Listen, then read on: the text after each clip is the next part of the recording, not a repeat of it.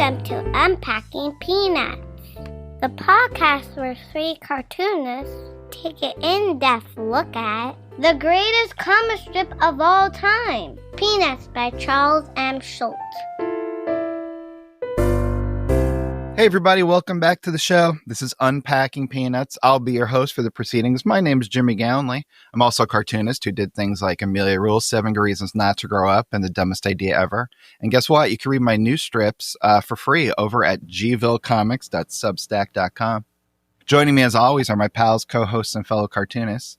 He's a playwright and a composer, both for the band Complicated People as well as for this very podcast. He's the co-creator of the original comic book price guide, the original editor for Amelia Rules, and the creator of such great strips as Strange Attractors, A Gathering of Spells, and Tangled River. It's Michael Cohen.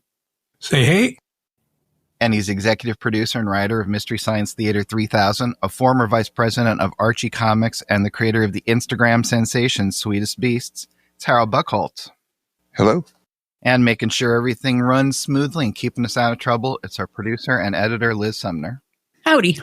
Well, guys, we've ventured into uncharted territory, a 4th episode for a year.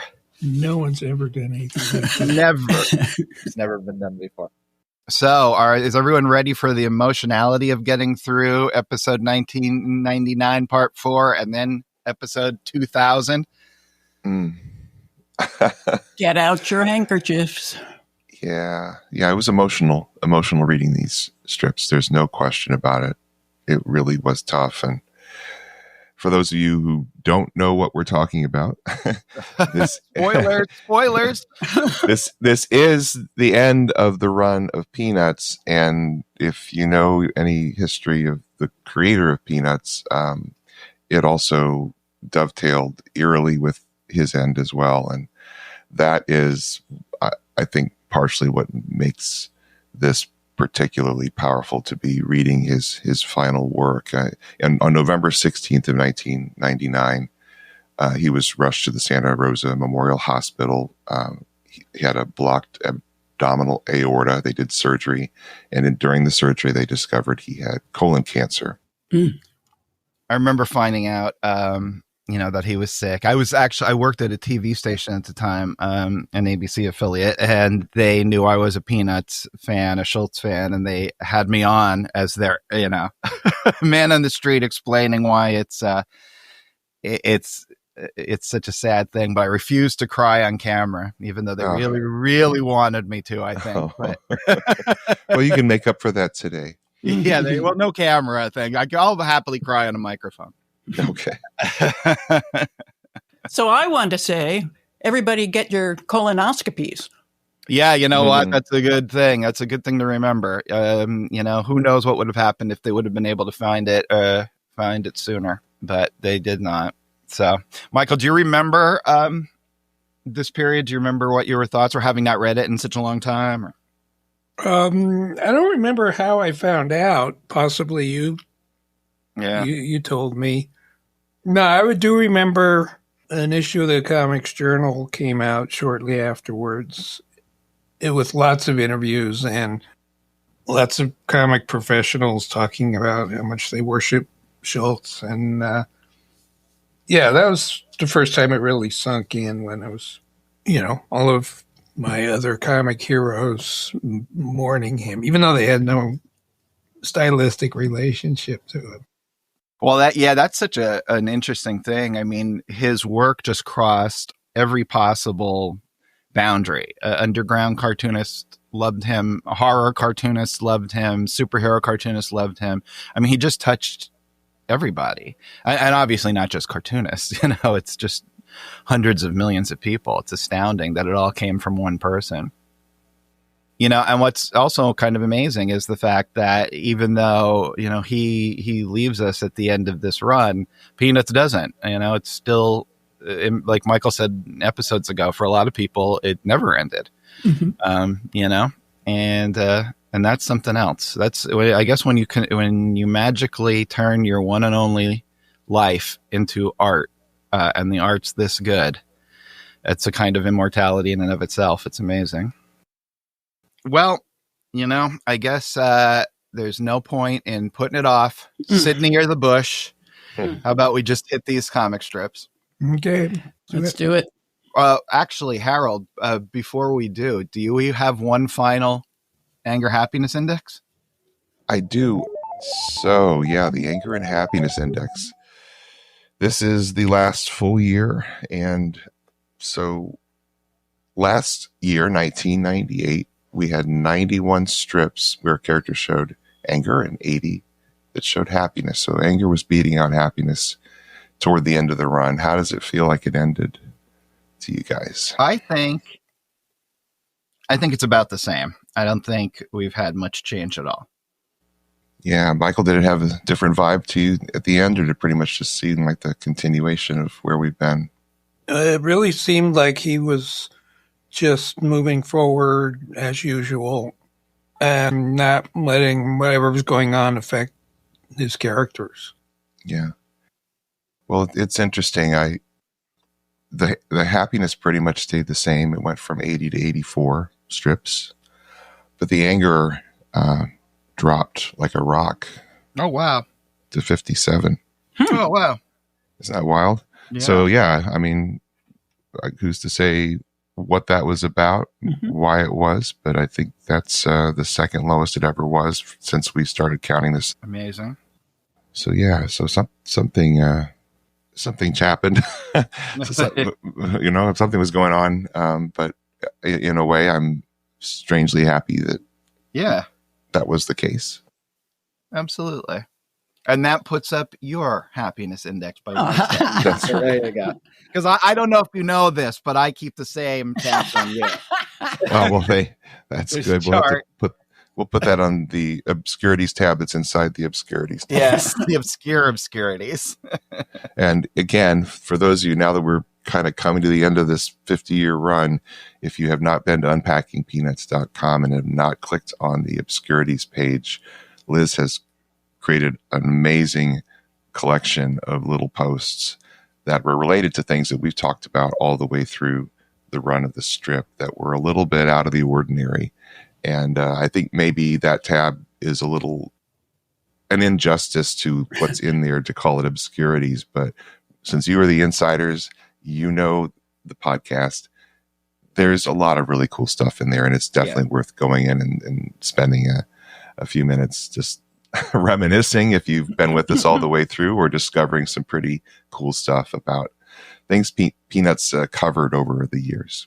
Yeah, and while you're there, you can go over and you can sign up for the Great Peanuts Reread, which you've missed. So we're going to have to change that tab. But sign up for that, and you'll get our newsletter, which just comes out once a month, and it lets you know what we're going to be covering next, which is even more important as we go forward, because we're going to be covering a bunch of different topics. Our first topic is Unpacking Snoopy, where we're going to do a season for the Gen Z icon, Snoopy, following him all the way through the 50 years of the strip, all his permutations. That should be a lot of fun, and we would love to have you be a part of it.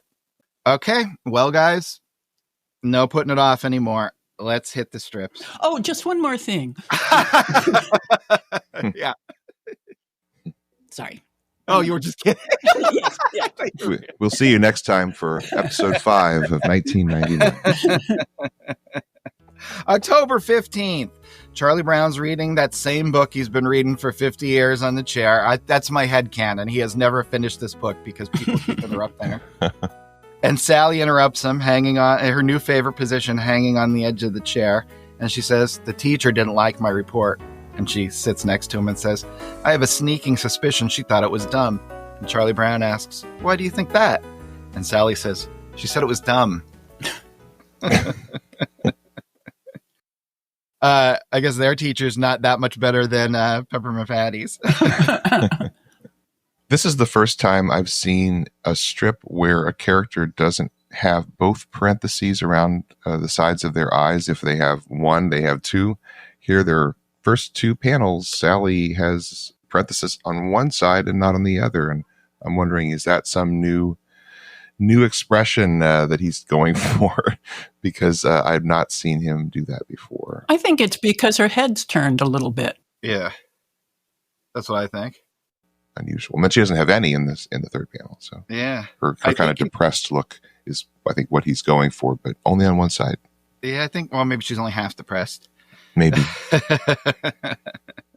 It's all that Zipatone around her. The fumes. There's a lot of Zipatone on that strip, isn't there? A lot. That does look like a Buzz Sawyer strip. 3 different shades, and then he's got a cast shadow behind her, and a cast shadow done with Zipatone on Charlie Brown. And the version that we've got digitally, the halftone looks kind of moiré, which is not something I think we've seen a whole lot of. Yeah, it's completely moiré, but that's probably just because of we're getting a reproduction of a reproduction here. I would think so, yeah. I'm sure if I go to because I know how that would happen when I was doing a strip, because the only way I knew how to reduce it to take it over to the university newspaper was to use a photocopier. Right. And the photocopier was an imperfect device. And so you didn't get whatever was crisp dots was not crisp dots anymore after it had run through a photocopier down to a size that they would accept. And I don't think Schultz ever had to do that. No, I highly do. Actually, what's interesting is there is no Zipatone at all in the Fantagraphics book. So this was added after the fact. Oh, well, maybe it was even done with an early version of Photoshop, and that's why they're getting fancy with drop shadows and stuff. Who knows? Even possibly the color version, which did exist at this point, was being in some way turned into the black and white version. And that was something that they were trying at the end. And that would explain why it looks a little rough, yeah. All right, here we go. One of the all-time greats, October 24th.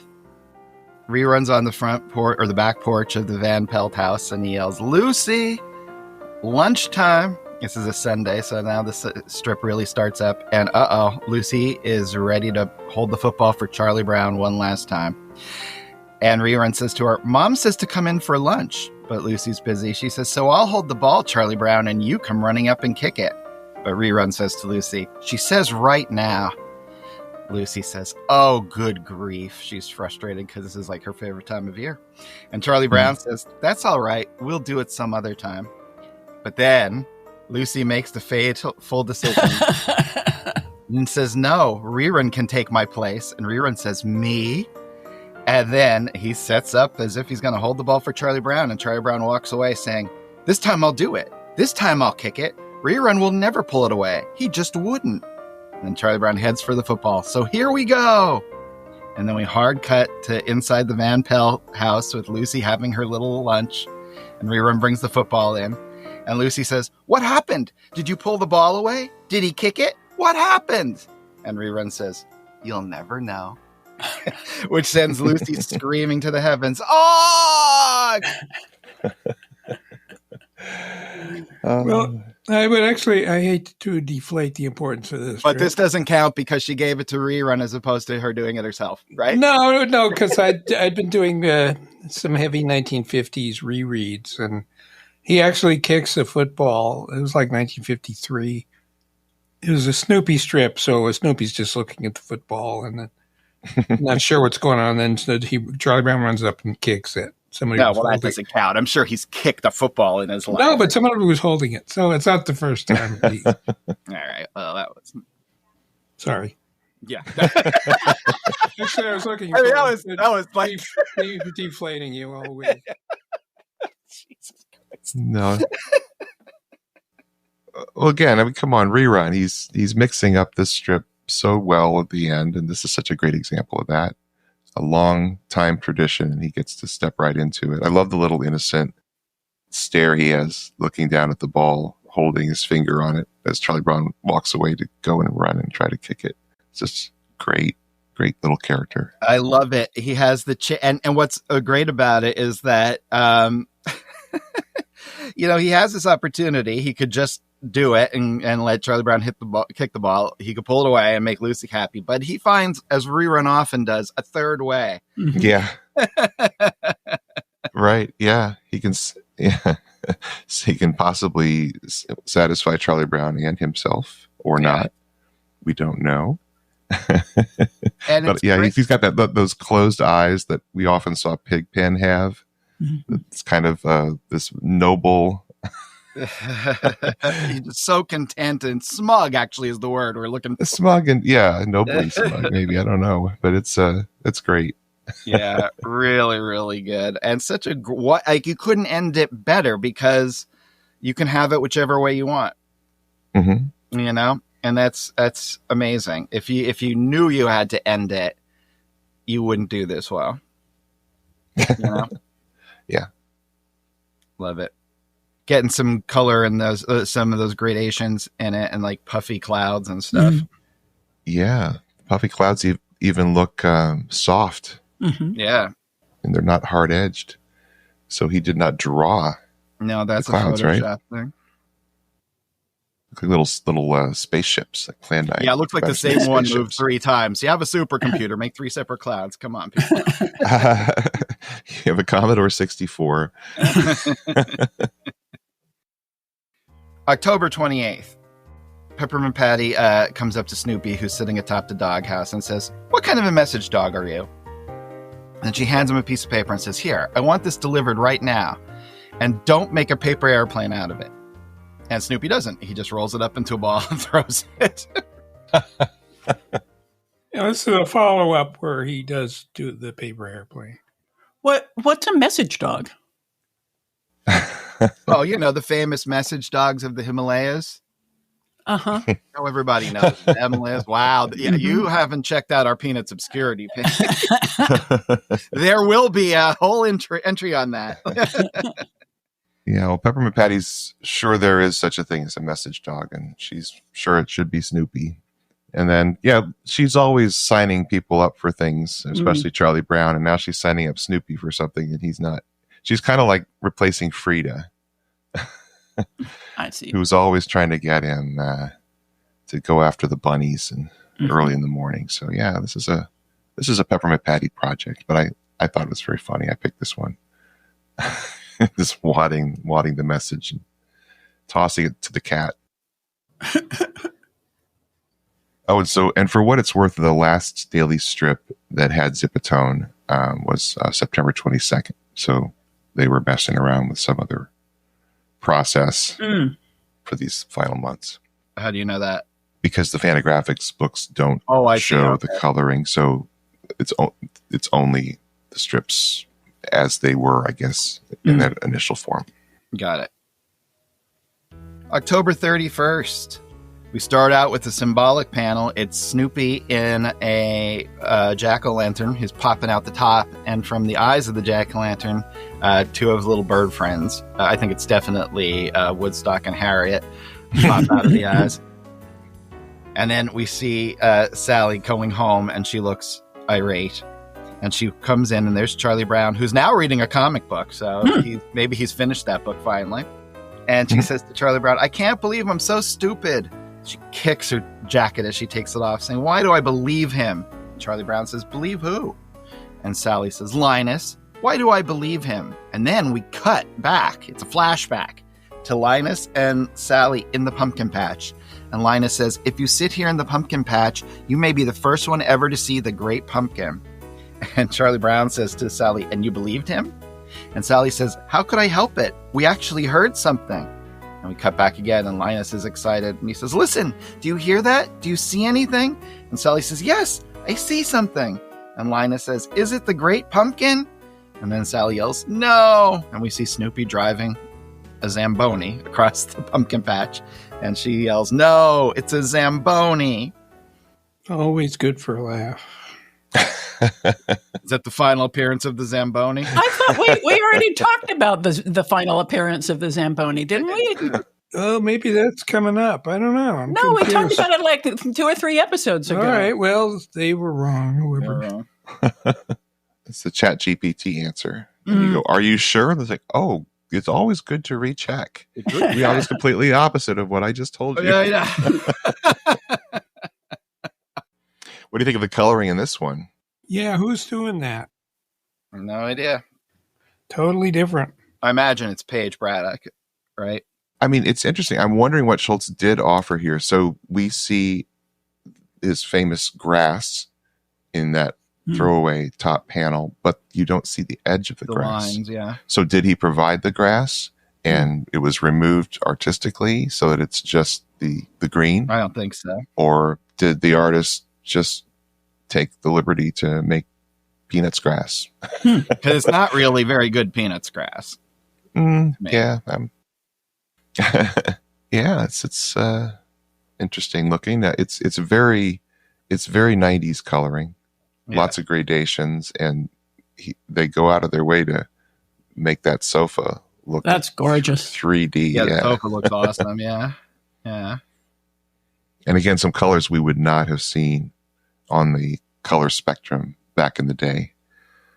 So Right. It's got its own look.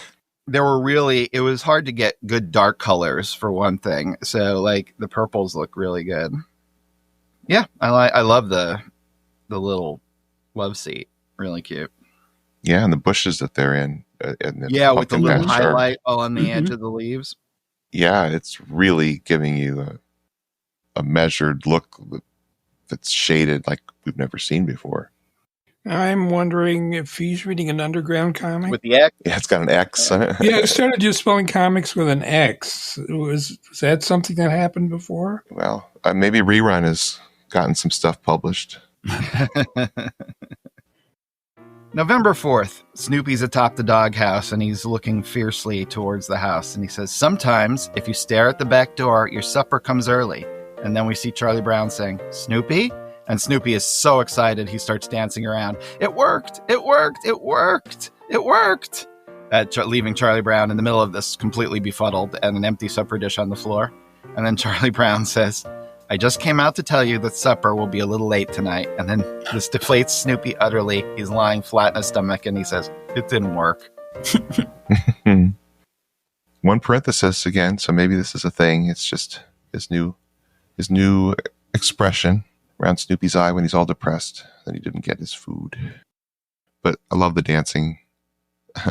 Yeah. I'm sure that one little panel of 4 Snoopies dancing around has probably helped the merchandising side of Peanuts for years to come. It's adorable. Yeah, this happy dance has really evolved over the years. It's good to see Snoopy still capable of it. Yeah, not quite the range of motion he used to have, but Yeah, who does, you know? November 5th.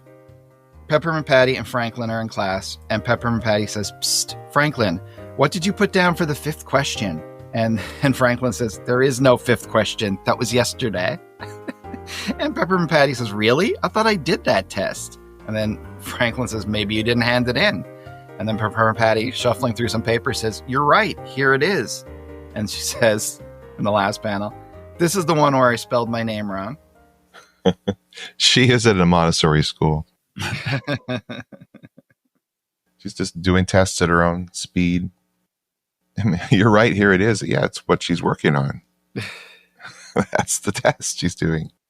That is really funny. And this is the final appearance of Franklin. So we're going to see in the last few strips here, more and more final appearances. And tomorrow, we're not covering the strip, but November 6th is the last time we see Linus and Rerun together. So it's a time of endings. November 21st. Charlie Brown's on the phone and he says, no, I think he's writing. And then we cut out to Snoopy atop the doghouse thinking by his typewriter. And then the strip starts on the next tier with Snoopy typing. The dog who never did anything. You stay home now, they said, and be a good dog. This is all Snoopy's story that he's typing. So he stayed home and was a good dog. Then he decided to be even a better dog. So he barked at everyone who went by. And we see a really strange looking Snoopy barking over the fence to everybody. And he even chased the neighbor's cats. And we see Snoopy doing that. He comes home and they say, what's happened to you? They said, you used to be such a good dog. And Snoopy's just like cowering. He's sad that they're yelling at him. Then he continues writing his story. So he stopped barking and chasing cats and everyone said, you're a good dog. And then he lies on his back and says, the moral is don't do anything and you'll be a good dog. I wonder if this would have been sort of the evolution of the next look for Snoopy. there's no reason to think Schultz would have stopped playing with the characters. Yeah, that Snoopy in the last panel in the second tier is just weird. And also the one where he's kind of crouched down. They look totally different. Yeah, eyes with circles and little pupils in them. I really like the one where he's crouched on the last tier. I think that's I really do cute. too. Me too. The one at the fence is he almost, well, the snout's so short and stuff, and the mouth is strange, and he has the weird like tuft on top of his head. It's a completely different look. Yeah, is he like playing a younger dog? So I'm looking at him writing and then looking at the story. It looks like it's a younger dog with a shorter snout. Maybe. I think it might be stretching, but maybe. I think it just got out of his control a little bit there. We're back to the popcorn clouds as well as the puffy clouds. Yeah. Yeah. Some hand drawn and some just in the coloring. Okay, why don't we take a break? Since Snoopy tells us not to do anything, we will not do anything for a few minutes. See if that works out for us, and then we'll come back and we'll answer the mail and finish up 1999. Alrighty. Hi, everyone. We may have finished the Great Peanuts reread, but we're not finished talking about these strips. We have lots more to say about the characters, the art, the humor, the pathos, and how the strip developed over the 50 years. Starting in September, new episodes will be available twice a month, exclusively on Patreon. After the 3-month season is finished, they'll be available for everyone without a paywall. We hope you'll stay with us on this amazing ride. To sign up, go to patreon.com/unpackingpeanuts. All right, we are back. Liz, I'm hanging out in the mailbox. Do you got anything? We do. We heard from regular listener Paulie Bear, who says, "Hey, gang, I was looking at some old Peanuts paperbacks at the used bookstore when I noticed something. Many of the strips have been reformatted, often with panel frames removed and drawings extended lengthwise to fill the page horizontally. And he says, have you discussed this process? Was it Schultz's idea or something the publisher suggested? Did Sparky take the old strips and add a few lines to get the desired effect, or was it done by the publisher, you think? What other thoughts do you have as cartoonists on the question of reformatting a strip for a different publishing context, like newspaper page to paperback page? Be of good cheer." All right. Well, thank you for it. Yeah, I mean, that would have been all done by the publisher. Schultz wouldn't have had anything to do with that. I'm sure he wouldn't even have been thrilled about it. But he didn't gripe about it enough to stop it, right? Mm-hmm. So I'm guessing it was an imperfect thing. These were 4x7 inch books to take a square, what I guess you could say a 3x3 inch if you tried to just drop the square in, or if you did the strip, you'd have to turn the book lengthwise, which wasn't going to happen because that was a standardized format. And they were stuck with trying to figure this out. And this was not the only reprint book that had to deal with that, right? Yeah. So yeah, I think, I grew up with those. And so as odd as they are, that was the most Peanuts experience I had was the way those were just kind of broken up and pasted all around the page in various ways. Yeah, it is strange, and you'd think for a purist like Schultz, in some ways, he would be absolutely cringing every time he looked at one of those books. But I don't know. Were the Reinhardt books as badly done as those smaller paperbacks? Those were larger. Jim, were those like, or Michael, you might know, were those like 5x7 or something like that, or 5x8? I have one right here. Yeah, Jimmy has my whole collection. Well, it's now his collection. I have right now Michael's copy of "But We Love You, Charlie Brown," and it is 5 1/4 by 8 1/4. And that stacks two of those squatter strips from the 50s actually pretty well. Yeah, it looks great. And the other thing about it is the sheer printing quality on these is significantly higher than the Fawcett Crest books. Like, is there a price on it? $1. $1. So, and I guess the Fawcett Crest books around that time, if they existed at that time, would have been like 40 cents, right? That's probably as cheap as they got. Yeah. So you got 128 pages in those little newsprinty, classic, Harlequin romance size books. So that means a Sunday would be over 2 pages and a daily would be a single page. So, and I think the ones you got, the whole Reinhardt, Winston, those types of things, since they had 2 to a page in dailies, you're probably getting about the same amount of stuff for the money, but you're getting the nicer paper and just a little more. Well, the Sundays were in their own editions. They did all the Sundays together. And they were sideways. In black and white. I never saw a Fawcett Crest book. I only ever saw the Reinhardt ones when I was growing up. Yeah, my whole collection as a kid was the Fawcett ones. Yeah, you grew up in a tonier neighborhood. Yeah, in Gerardville, we just like the Fawcett Crest, the down and dirty 50 cents. Yeah, and as a little kid, you would see this weird inscription on the front of the book. It's like selections from "Oh No You Don't, Charlie Brown," Volume 2. Like, what the heck is that? Yeah, yeah. Oh, it was some weird thing because it was from those originals. They were pulling them, so it was telling people, if you own this other book, don't buy the Fawcett Crest book unless you want to have duplicates. But as a little kid, you don't know what the heck they're talking about. It's this kind of strange language. Like, there's this other world of Peanuts you don't know anything about. Yeah, I just pulled one off. This one I have You're Something Special, Charlie Brown, which is selected cartoons from the Unsinkable Charlie Brown, Volume 2. Which I guess means the second half of the Unsinkable Charlie Brown. I guess so. That was one of the last ones I remember buying. It's late 60s, I think. It's a really bad cover on this, by the way. Charlie Brown in a green shirt with the yellow stripe and a white collar. I remember somehow I got one of the Holt Reinhardt Winston books, and I didn't like the cover. So I remember it was white, and I think most of them were. And then you'd have like an inset, and the cover just looked weird to me. And so I actually preferred the pulpy Fawcett Crest for some reason. Well, if there's one thing you like, it's bulky newsprint. That is your thing. Yes, bulky news. Oh. Be glad Harold doesn't print those Gideon Bibles they put in people's hotel rooms. They'd be they'd be 10 feet tall.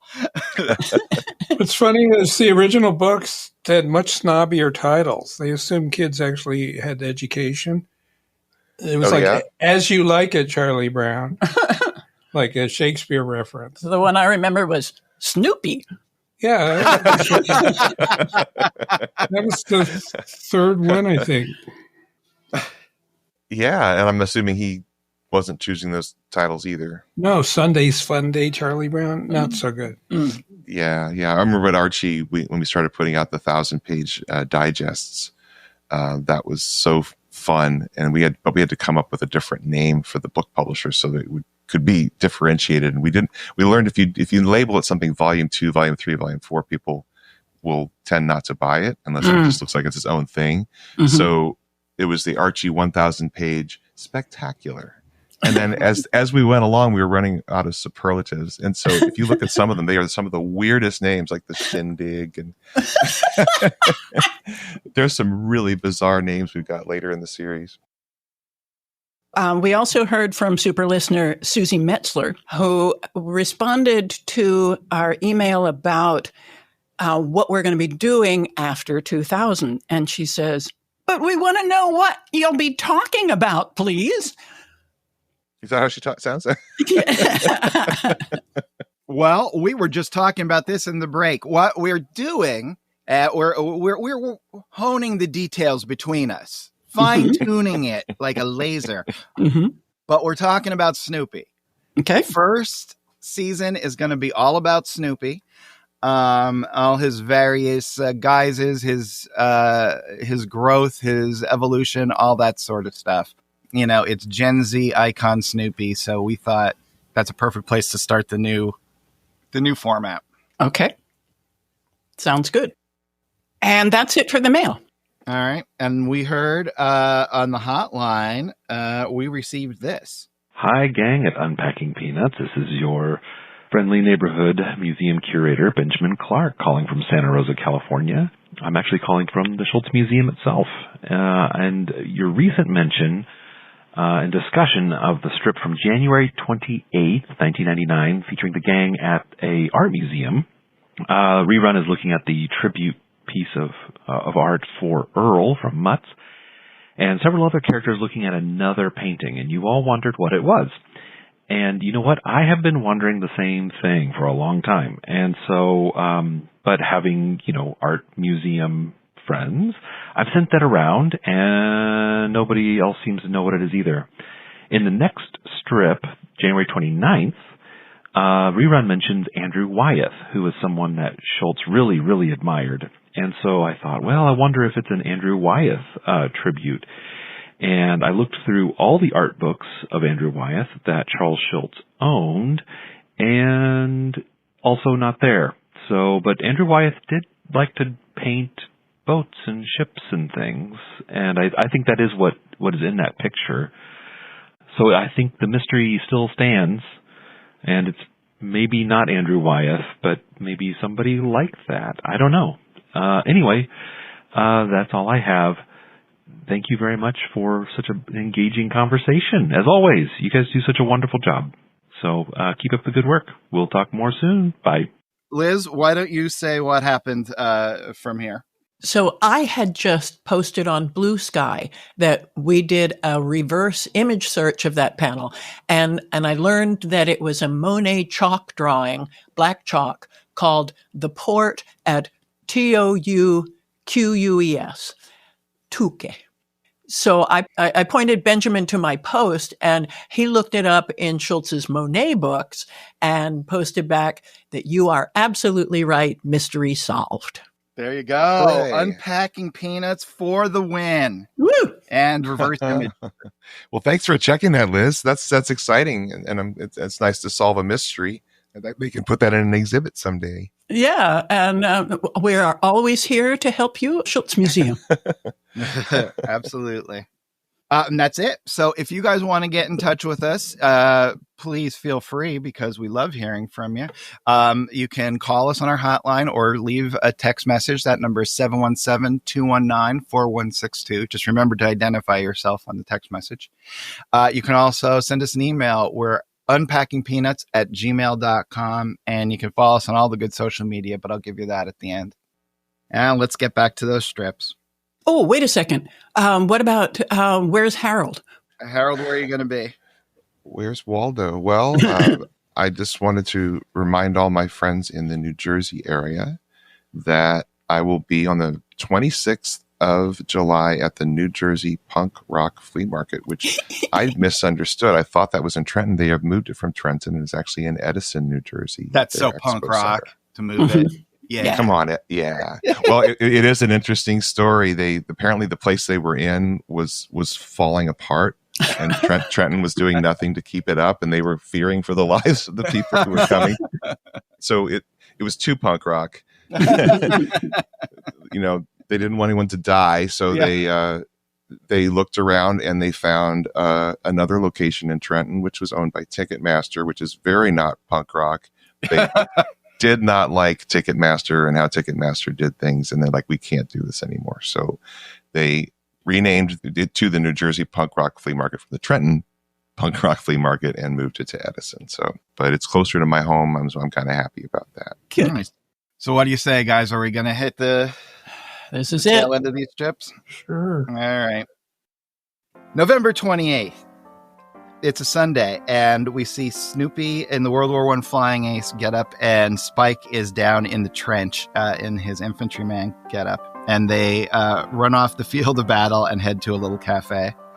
And then they're both sitting in the cafe, and Snoopy says, 2 root beers, s'il vous plaît. And they get the root beers, and Snoopy says, pardon, mademoiselle, could my brother have a straw? And Spike gets a little straw, and then we see him taking the paper off the straw, but only partway, so that he could then blow through the straw so that the paper shoots up and sticks to the ceiling, which causes them to look over in the direction of, I assume, the waitress, who then kicks them both out of the little cafe. They go flying out into the rubble, and then they're sitting there on the battlefield, and Snoopy says, always the rowdy one, aren't you, Spike? And then Spike says, I got carried away. I have to say kudos to the colorist. Those top two panels. That is really amazing in what it does to this scene. Absolutely great coloring on this one. Totally love it.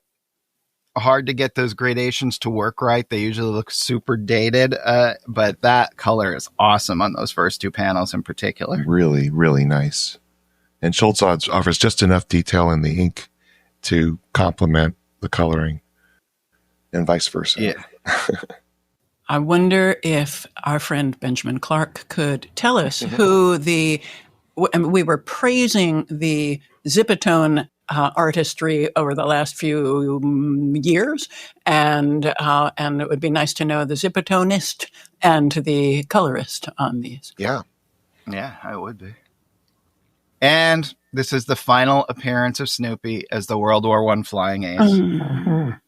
Heartbreaking. Such a long run. If there's one personality that's associated with Snoopy, it's got to be the World War I flying ace. Maybe also the writer. Those are the two I think people think of the most. Yeah.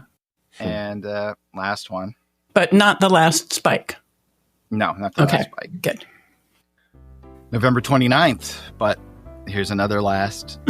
Linus and Charlie Brown sitting on a bench in the schoolyard having their little lunch. And Charlie Brown says, and they very clearly, to set up the joke, have tiny little bottles of pop or something next to them.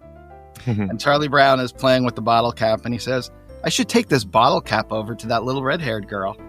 If she has a bottle cap collection, she'll throw her arms around me and say, thank you, thank you, thank you. And Linus, without even looking up from his lunch, says, a bottle cap collection? To which Charlie Brown just throws the bottle cap over his shoulder into a trash can. Oh, man.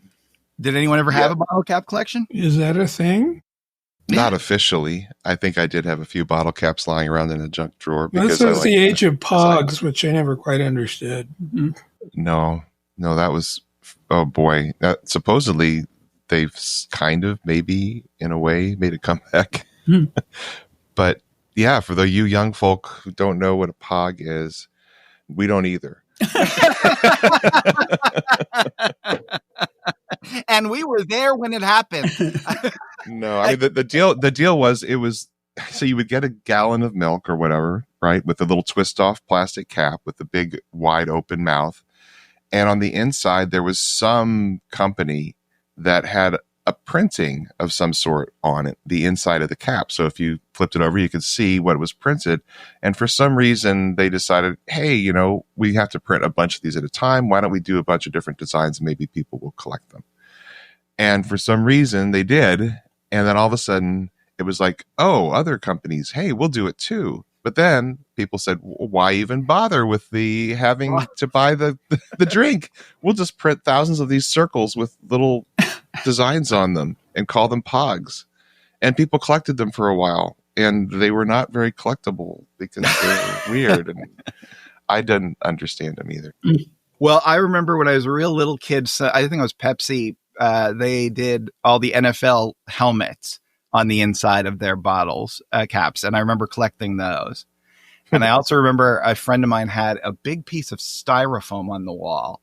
And when he would get a bottle, or his dad would get a different beer bottle or whatever it was, he would just push the bottle cap into the styrofoam and it made like a mosaic on his wall. And he had like hundreds of them. It was actually very cool.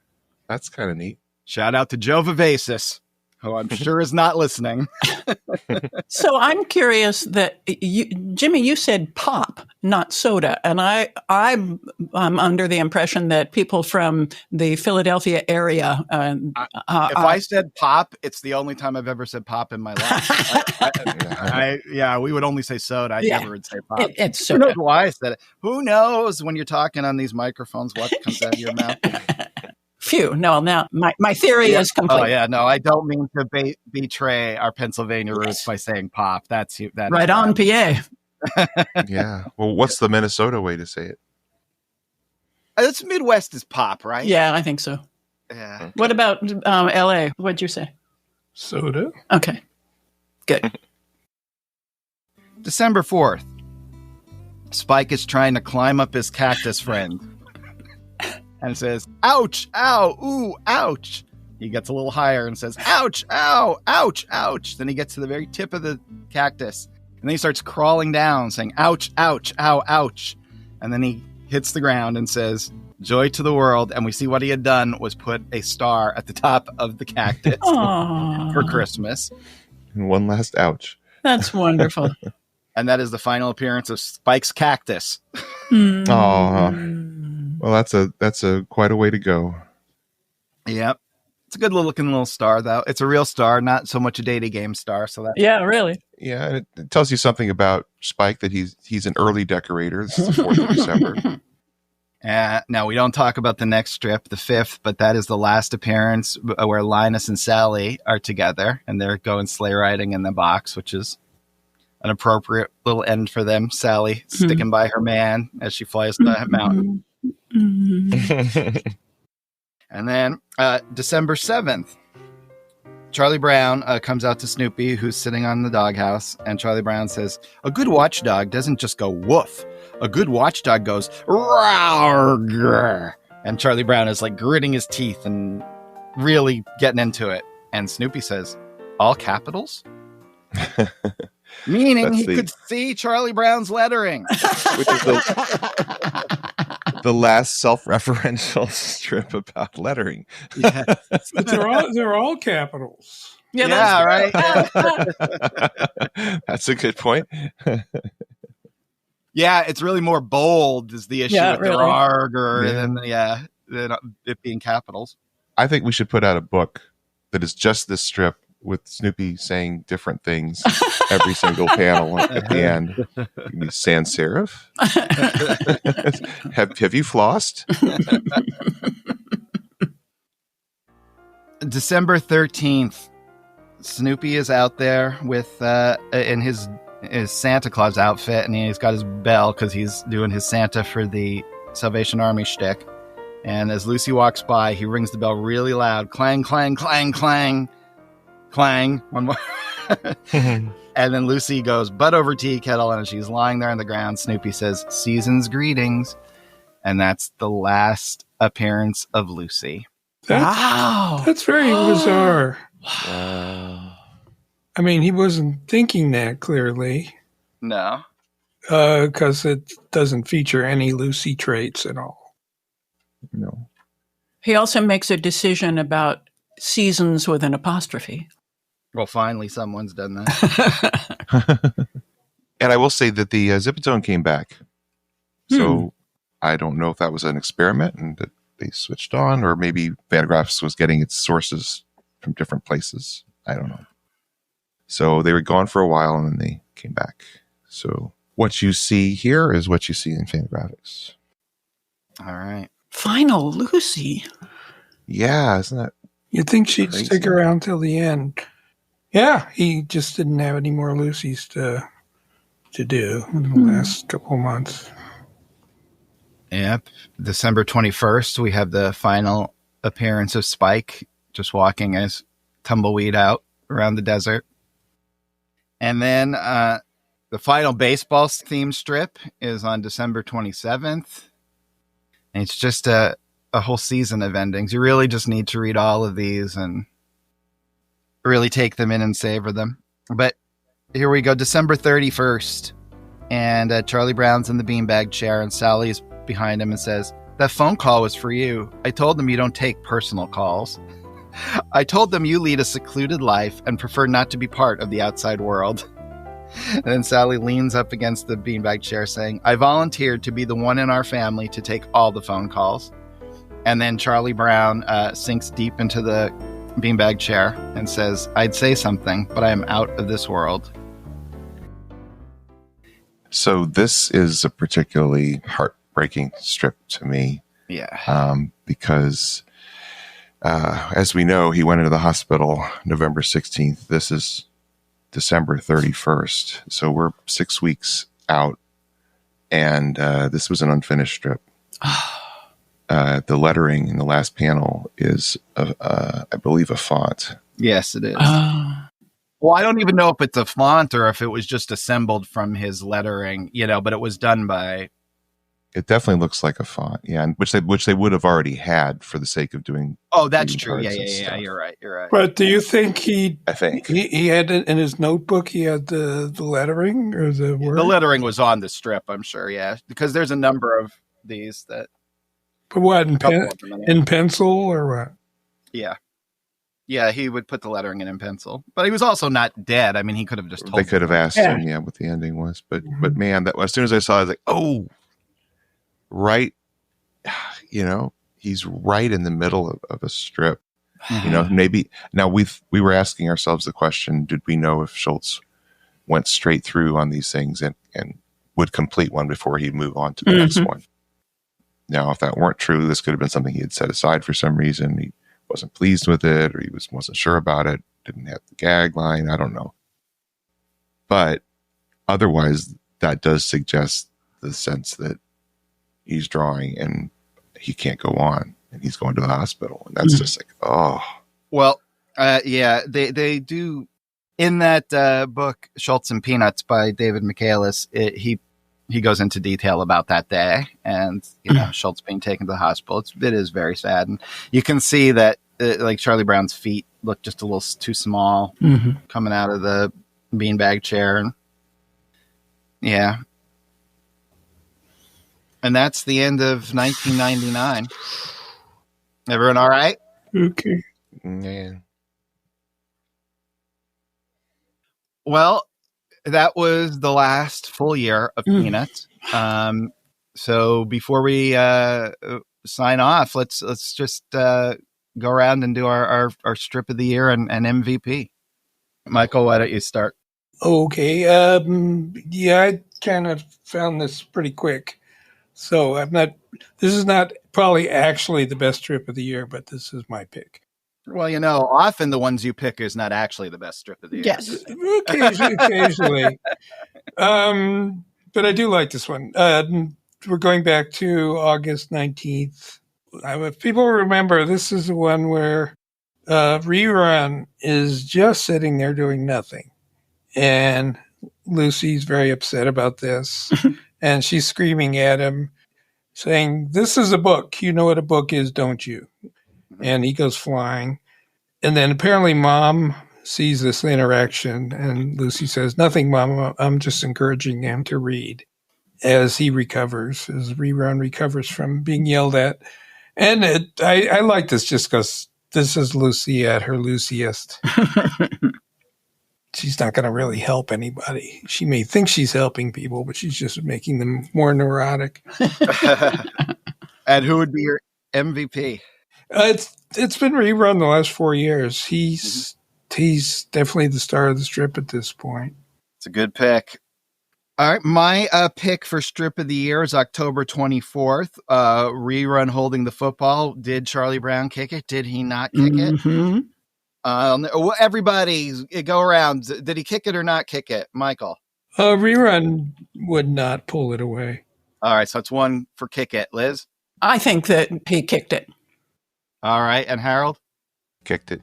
All right, that's a clean sweep. We all believe Charlie Brown kicked the football because Rerun would not pull it away, but Rerun would torture his sister. So that's my strip of the year. And I'm going to go with Charlie Brown for this last one, just because he, no matter what has happened, he has been the hub around which all of this spins. So he's my pick. Harold, how about you? Oh, good selections. I think that is a great classic strip, especially its meaning for the end of the run. And to add a third strip without repeating, just for sheer joy of cartooning, June 6th, Schultz is revisiting the Red Hand. Oh, yeah. With the Beagle Scouts that's staring up at them at the street crossing that frightens them. That is just layers of Schultz and characters and humor and classic hat flying humor. So that one I just have a really warm feeling for. But character of the year, not in this one. It's going to be Rerun again. He was consistently surprising and delightful, and I wish him all the best in his career in comics. And may I do a shout out for a strip of the year? Of course you may. I want to mention the January 28th, 1999, the museum one, because the discussion we had on that one was really great. I really enjoyed editing that one because of all of the stuff that we teased out about that strip. Oh, that is a good pick. That is. Yeah, absolutely. That is a top strip of this year and has lots of meaning on lots of levels. Absolutely. Well, guys, just because that's the end of the 90s doesn't mean we're ending. Next week, we are going to cover the strips of 2000, the last few weeks of Peanuts. So please be here to help us get through it. We're going to be basket cases, so we need all the support we can get. I was trying to psych myself up just for doing this one, and it's still, it's not easy. But anyway, we would love to hear from you between now and then if you want to keep this conversation going. The first thing you could do is go over, sign up for the Great Peanuts Reread, and get that newsletter once a month to let you know what we're up to. And you can also go ahead and email us if you want to. We're unpackingpeanuts@gmail.com. You could also call the hotline 717-219-4162, or you could leave a message or just text that. And you can also find us on social media. We're at Unpacked Peanuts on Instagram and Threads, and at Unpacking Peanuts on Facebook, Blue Sky, and YouTube. And remember, when I don't hear from you, I worry. So come back next week when we hit 2000. Until then, from Michael, Harold, and Liz, this is Jimmy saying, be of good cheer. Yes. Yes. Yes. Be of good cheer. Unpacking Peanuts is copyright Jimmy Gownley, Michael Cohen, Harold Buckholtz, and Liz Sumner. Produced and edited by Liz Sumner. Music by Michael Cohen. Additional voiceover by Aziza Shakrala Clark. For more from the show, follow Unpacked Peanuts on Instagram and Threads. Unpacking Peanuts on Facebook, Blue Sky, and YouTube. For more about Jimmy, Michael, and Harold, visit unpackingpeanuts.com. Have a wonderful day, and thanks for listening. You'll never know.